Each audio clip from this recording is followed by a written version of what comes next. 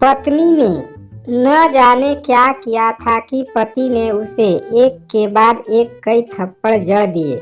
हमेशा हर सिचुएशन को शांति से हैंडल करने वाली पत्नी भी इस बार इतनी अशांत हो उठी कि उसने अपनी चप्पल ही निकालकर पति की ओर दे फेंकी। चप्पल पति के बालों को छूते हुए निकल गई। ये किस्सा यहीं पर खत्म हो सकता था, मगर पति ने इसे अपनी मर्दानगी का विषय बना लिया और बात बद से बदतर होती चली गई। ये बात रिश्तेदारों तक पहुंच गई और झगड़े को शांत करने के बजाय रिश्तेदारों ने भी आग में घी का काम किया।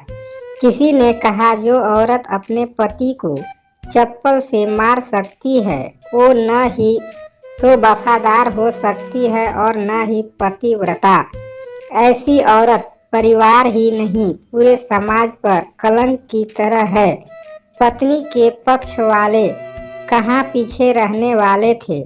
किसी ने कहा, 21वीं सदी में भी जो स्त्री के साथ मारपीट करते हैं उन्हें तो जेल भेज देना चाहिए।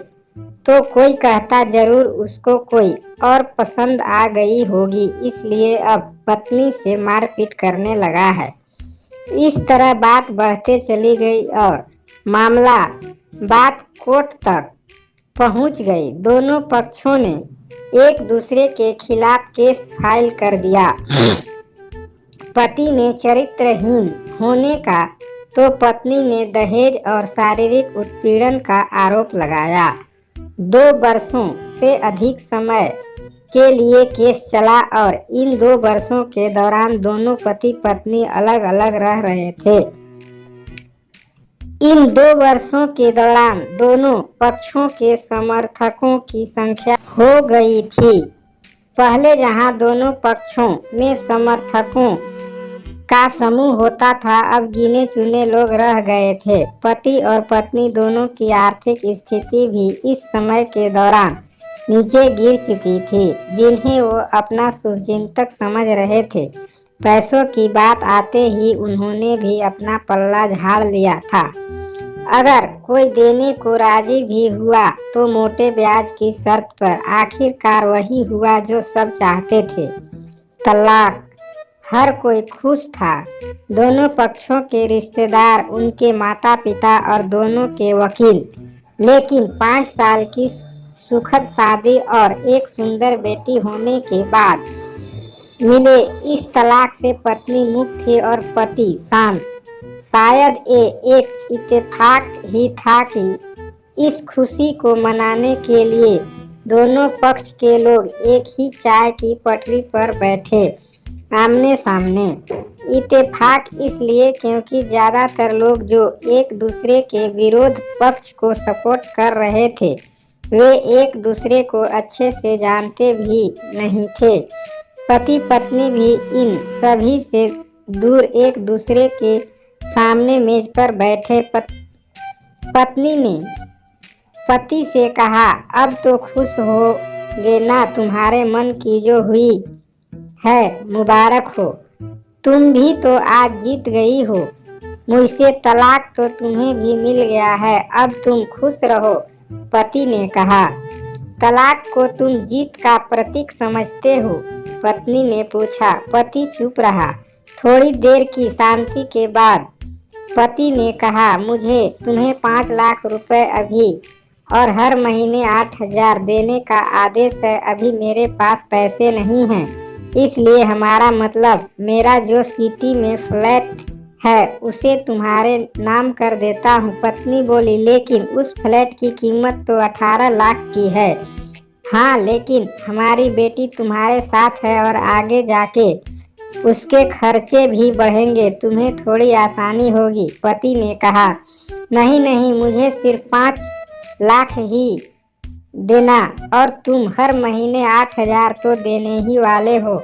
मैं मैनेज कर लूंगी। अगर 5 लाख नहीं है तब भी कोई बात नहीं, पत्नी बोली। दोनों फिर शांत हो गए। पति सोचने लगा, कितनी भोली और समझदार है ये औरत, जो कुछ समय पहले तक मेरी पत्नी थी, अब अनजान। ये वही है जो कम से कम खर्चे पर घर चलाती और पैसे बचाकर मेरे जन्मदिन और बर्थडे पर हमेशा मेरे लिए नए कपड़े खरीद लाती। कभी बीमार भी हो जाती तो पैसे बचाने के लिए मुझे मालूम न होने देती और घरेलू नुस्खों से अपना इलाज कर लेती। मगर घर में कोई और बीमार होता तो तुरंत डॉक्टर के पास लेकर जाती। मेरी ही मति मारी गई थी। मैं ही अपनी झूठी मर्दानगी के चक्कर में इतनी बड़ी गलती कर बैठा। पत्नी के दिमाग में भी उथल पुथल चल रही थी। अभी भी वैसा का वैसा ही है। पहले भी खुद से ज्यादा हमारे बारे में सोचता था और अब भी वही कर रहा है। ये वही आदमी है जो मुझे एक्सीडेंट से बचाने के लिए खुद मोटरसाइकिल के आगे कूद पड़ा था और अपनी उंगली तुड़वा बैठा था।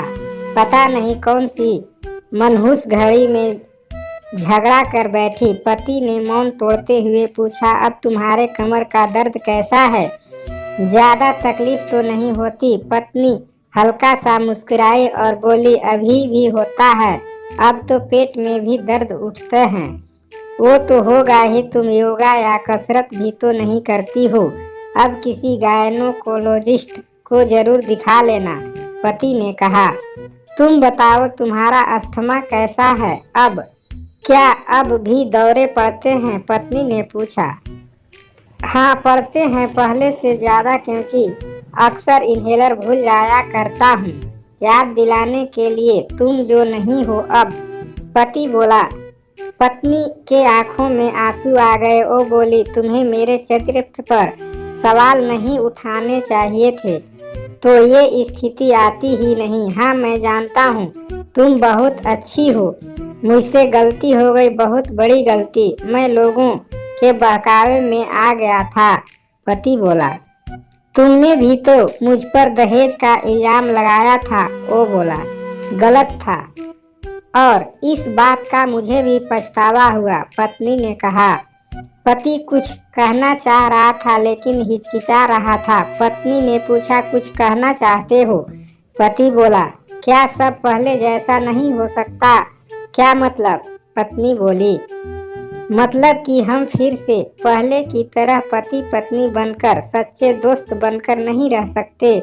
पति बोला, पर ये तलाक के पेपर दिखाते हुए पत्नी ने कहा, फाड़ देते हैं। पति ने अपने पास रखे तलाक के पेपर फाड़ते हुए कहा। पत्नी ने भी अपने पास रखे पेपर फाड़ दिए। सभी हैरान थे।